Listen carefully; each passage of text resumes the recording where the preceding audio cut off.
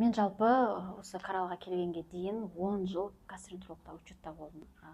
Асқазан ауырады, түйіліп тесіп, өте тас болды. 10 жыл бойына түйеде дәрілер береді. Ішем, ешқандай да нәтиже жоқ. ОЗ-ге барам, өте тас ешқандай да түспейді. Сөйтіп жүріп, осы Каралға келіп, мен асқазанды толығымен емдеп алдым. Басында осы Карал суын іштім. Осы судың өзі маған асқазанға өте жақсы көмектесті. Содан кейін бізде Silver Max дейтін өнім бар. Коллоидный серебро. Жалпы асқазанның жұмысын жақсартады, қалыпқа келтіреді.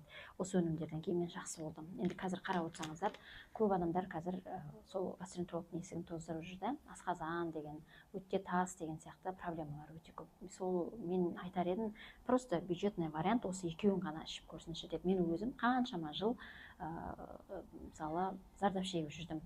Тесіп, асқазаным өте тесіп ауырады. Соның кесірінен мен салмақ қоса алмадым. Егер де адамдарға айтарым, егер сол асқазан ауырып, асқазанда жара болып, эрозия болып, өте тас болып, жалпы асқазан ішек жолдарында проблема болса, осы екі өнімді ішсеңіздер, сізге кәдімгідей көмегін береді. Уақыт өткізбей, ақшаңызды құртпай, осы екі өнімді ішіңіз, нәтиже береді міндетті түрде.